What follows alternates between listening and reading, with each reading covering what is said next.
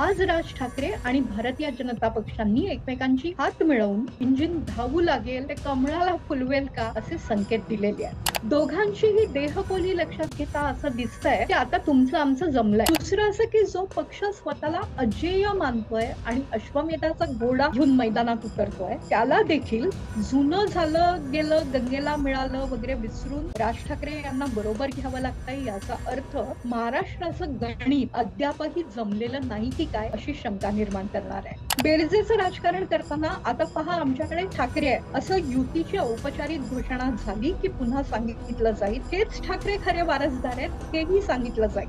जर युतीकडे भाजप आणि मनसेची वाटचाल होत असेल एकनाथ शिंदे यांची बार्गेनिंग पॉवर आपोआप कमी होईल. कुठेतरी रेल्वे इंजिन मुंबई ऐवजी शिर्डीत धावणार का याकडे देखील आपल्याला लक्ष द्यावं लागेल.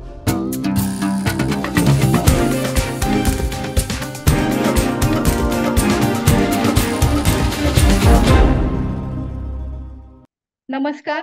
द पॉलिटिक्स मध्ये आपलं स्वागत करतेय मी सकाळ समूहात काम करणारी मृणालिनी नानिवडेकर.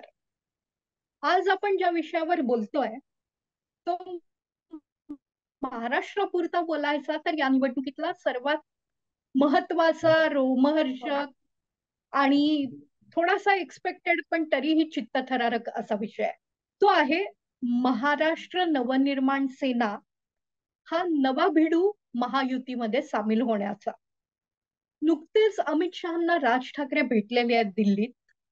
दोघांचीही देहबोली लक्षात घेता असं दिसतंय की आता तुमचं आमचं जमलंय.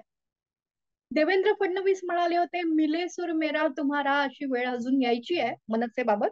आली की तुम्हाला सांगू. औपचारिक घोषणा अद्याप बाकी आहे पण दोघांच्याही साधारणतः अंदाजवरून लक्षात येत आहे की नवा भिडू येऊन मिळालेला आहे. आता नवा भिडू येऊन मिळण्याची कारण खूप आहेत. त्याचा स्वॉट अनालिसिस आपण या व्हिडिओत करत जाऊया. 400 पारचा आकडा गाठला. भारतीय जनता पक्ष यावेळेला कोणतीही कसर सोडायला तयार नाही. जे कोणी भारतीय जनता पक्षाची मतं वाढवून देऊ शकतील त्या प्रत्येकाला आपला म्हणायचं भारतीय जनता पक्षाने ठरवलेलं दिसतंय. कधी काळी जसे राज ठाकरे गुजरात मॉडेल बघायला गेले होते. खरं तर मोदींच्या कार्यकर्तृत्वाची पहिली पोच राज ठाकरे यांनी दिली होती. पण कधी काळच्या त्या गुजरात दौऱ्यानंतर नंतरच्या काळात ते पुन्हा लाव रे तो व्हिडिओ म्हणत नरेंद्र मोदींच्या विरोधातल्या गोष्टीही जनतेसमोर सांगत महाराष्ट्रभर फिरले होते. लाव रे तो व्हिडिओला प्रतिसाद मिळाला नाही. मोदी सातत्याने निवडून आले आणि मनसेचं इंजिन त्यामुळे धावायचं थांबतं की काय अशी शक्यता निर्माण झाली. आज राज ठाकरे आणि भारतीय जनता पक्षांनी एकमेकांची हात मिळवून ही कुठेतरी आलेली अवरुद्धता आता बंद होईल. इंजिन धावू लागेल ते कमळाला फुलवेल का असे संकेत दिलेले आहेत. भारतीय जनता पक्षाच्या दृष्टीने जसं हे बेरजेचं राजकारण आहे तसं महाराष्ट्राच्या दृष्टीने देखील राज ठाकरे यांच्यासारखा अत्यंत ताकदीचा नेता पुन्हा एकदा मुख्य प्रवाहात सामील होणं हे अतिशय महत्वाचं आहे. ज्या दिवशी महाराष्ट्रामधल्या सगळ्या आघाड्या युत्या उसवल्या आणि शिवसेना आणि भारतीय जनता पक्ष पहिल्यांदा फुटून विधानसभेला वेगवेगळे सामोरे गेले त्या दिवशी राज ठाकरे यांनी महाराष्ट्राच्या विकासाचं एक ब्लूप्रिंट जनतेसमोर ठेवलं होतं. युती फुटली आणि फुटताना ब्लूप्रिंटचं महत्व त्यातच झाकोळत निघून गेले. देशाच्या राजकारणाला हातभार लावताना राज्याच्या विकासाचा आराखडा मांडणारा कोणताही नेता हा महत्वाचा असतो. राज ठाकरे गावोगावी जाऊन भाषणं देतात. कधी त्या भाषणांचा सूर अगदीच व्यक्तिगत कौटुंबिक टीका करणारा असायचा. कधी एवढ्या मोठ्या ताकदीचा नेता हे काय बोलतोय असं वाटायला लावायचा. पण तरीही आजही राज ठाकरे जिथे जातात तिथे गर्दी जमवतात. राज ठाकरे जे काय बोलतात त्याला प्रसिद्धी माध्यम म्हणून आपण प्रसिद्धी देतो. परवा त्यांनी निवडणुका आल्या आहेत आणि मतदारांनी स्वतःला गहाण टाकू नका आशयाचं एक विधान केलं जे अतिशय महत्वाचं होतं. परत आला आणि देशाचा जो सूर आहे मोदीत्व त्या सुरात स्वतःचा सूर मिसळू लागला असेल तर ते प्रगतीच्या दृष्टीने स्वागतार्ह आहे. नागरिक म्हणून आपण या बेरजेचं स्वागत करायला हवं. आता हे होताना जे घडतंय बिघडतंय मध्ये अजून काही गोष्टींचा आपल्याला विश्लेषणात्मक आढावा घ्यावाच लागेल. एक तर राज ठाकरे यांचं जे राजकारण होतं ते प्रादेशिक अस्मितेचं राजकारण तर होतच, पण मराठीपणाचा अभिमान मिरवताना ते परप्रांतीयांवर थोडस अन्याय करणारं राजकारण होतं. राज ठाकरे यांचा USP आणि एकेकाळच्या शिवसेनेचाही USP हा मराठी मतांसाठी परप्रांतीयांवर आग पाखडणं हाच होता. भारतीय जनता पक्षाला हे सगळं आता पुलाखाली खूप पाणी वाहून गेलंय असं समजून स्वीकारावं लागलेलं आहे. गेल्या काही दिवसात राज ठाकरे परप्रांतीयांबद्दल बोललेले नाहीत, त्यांनी अस्मितेचे प्रश्न काढलेले नाहीत, हे मान्य.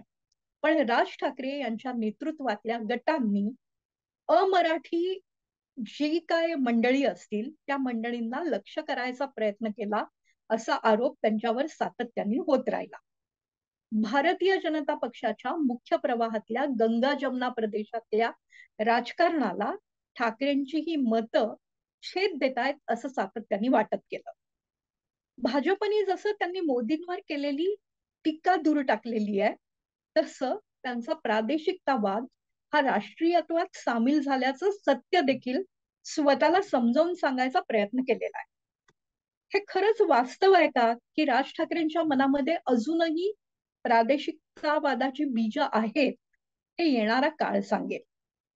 दुसरं असं की जो पक्ष स्वतःला अजेय मानतोय आणि अश्वमेधाचा घोडा घेऊन मैदानात उतरतोय त्याला देखील जुनं झालं गेलं गंगेला मिळालं वगैरे विसरून राज ठाकरे यांना बरोबर घ्यावं लागतंय. याचा अर्थ महाराष्ट्राचं गणित अद्यापही जमलेलं नाही की काय अशी शंका निर्माण करणार आहे. हे गणित भारतीय जनता पक्षासाठी खरोखर कठीण आहे.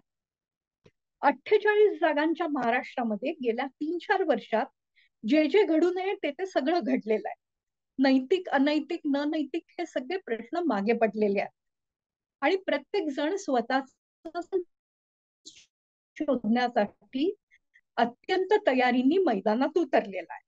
गेले काही दिवस उद्धव ठाकरे ज्या रीतीने गावोगाव दौरा करतायत, जनतेला भेटतायत, आमदारांकडे जातायत, हे सगळं त्यांच्या स्वभावात न बसणार आहे.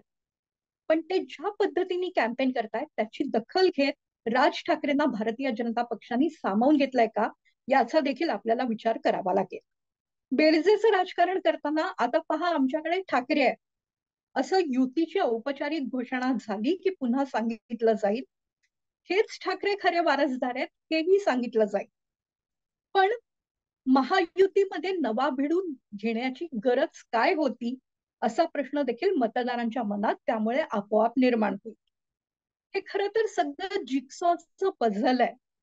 ते एकत्र आपण सांधत जाऊ, जोड्या जुळवत जाऊ, रकाने भरत जाऊ तरच 48 ची ही उत्तर पत्रिका भारतीय जनता पक्षाला सोडवता येणार आहे.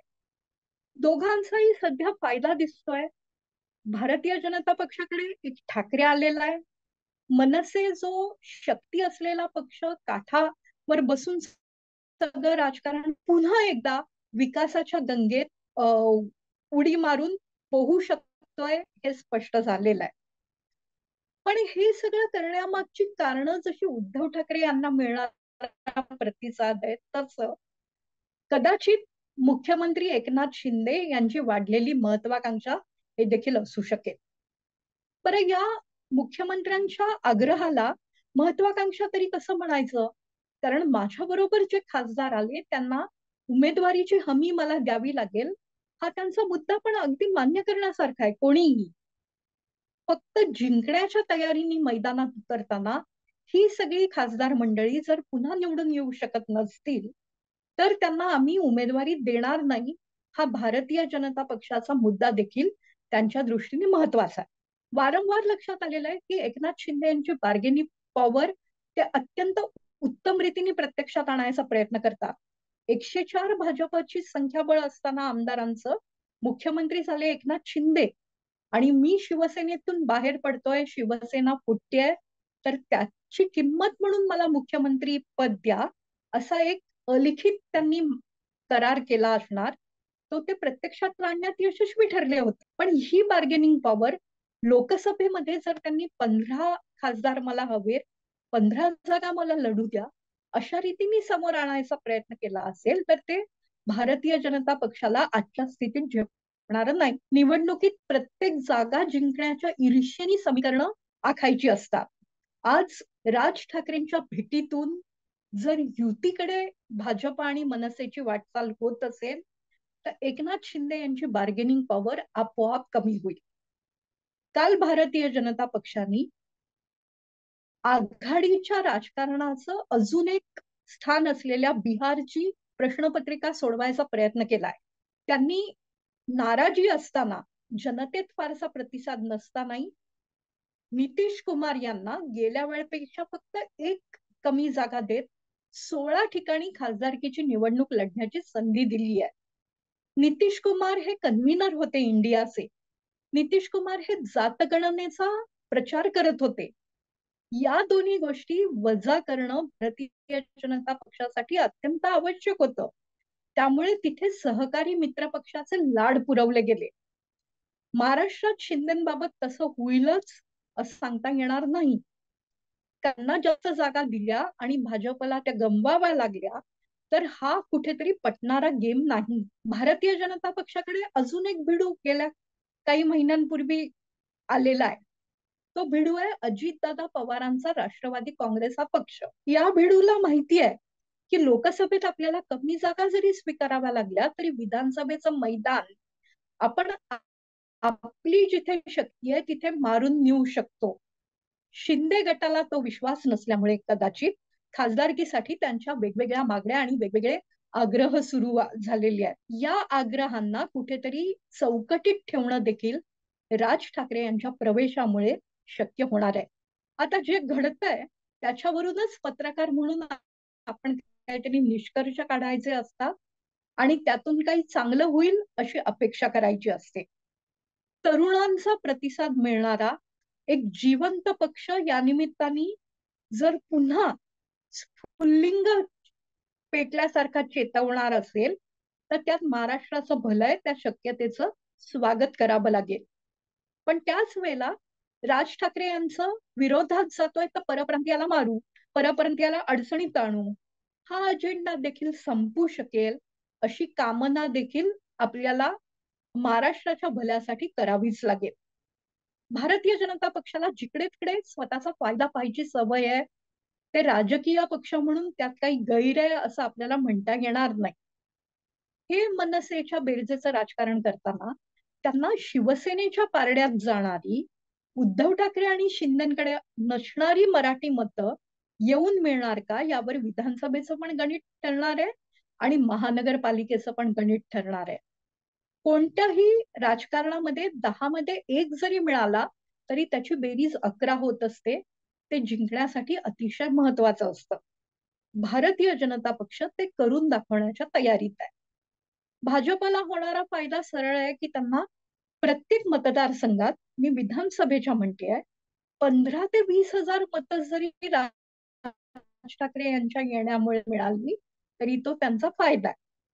आता यात मनसेला काय मिळणार आहे तर मला असं वाटतं की सध्या आपण लोकसभेचा जर विचार केला तर दक्षिण मुंबई मतदारसंघामध्ये विधानसभेचे अध्यक्ष असलेले राहुल नार्वेकर यांना उद्धव ठाकरे कडाडून तर त्यांना रिंगणात उतरवण्याचं धाडस न करता भारतीय जनता पक्ष सध्या बाळा नांदगावकर यांच्या मनसेला पाठिंबा देऊ शकेल किंवा त्यांना कमळ चिन्हावर निवडणूक लढा असं म्हणू शकेल. आपल्या हाती जी माहिती होती त्यानुसार कमळ चिन्हावर किंवा धनुष्यबाणावर लढणं मनसेनी नाकारलं होतं.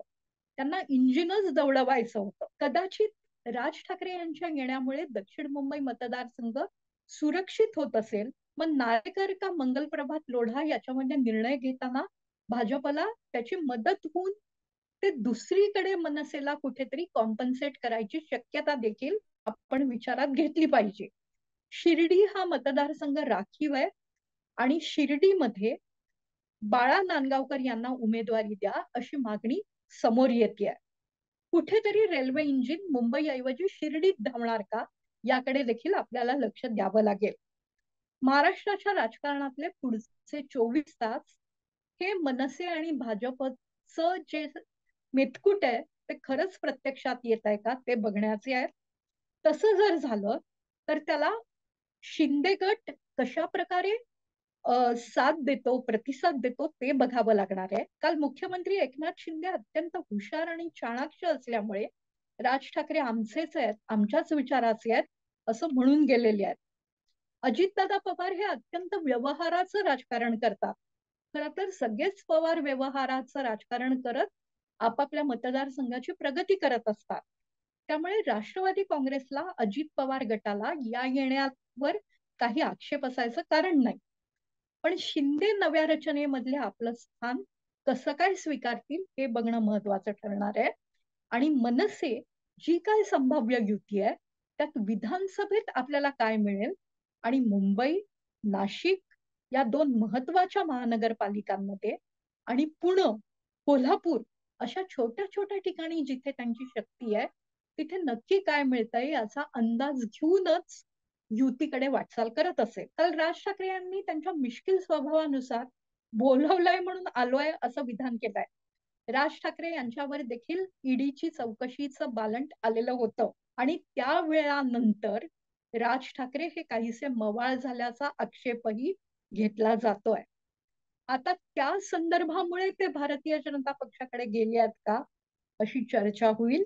ती चर्चा त्यांचे बंधू आणि राजकीय प्रतिस्पर्धी उद्धव ठाकरेच सुरू करतील. त्यामुळे महाराष्ट्राचं राजकारण कुठेतरी एका नव्या सेन्सेशनल गोष्टीची चर्चा पुढच्या 24 तासात करणार हे निश्चित आहे. ते सेन्सेशन कसं असतं, त्याचा खरंच काय प्रतिसाद आहे, खरंच किती जागा मिळत आहेत हे देखील बघणं खूप महत्वाचं ठरणार आहे. आपण या घडामोडींकडे निश्चितपणे लक्ष ठेवूया.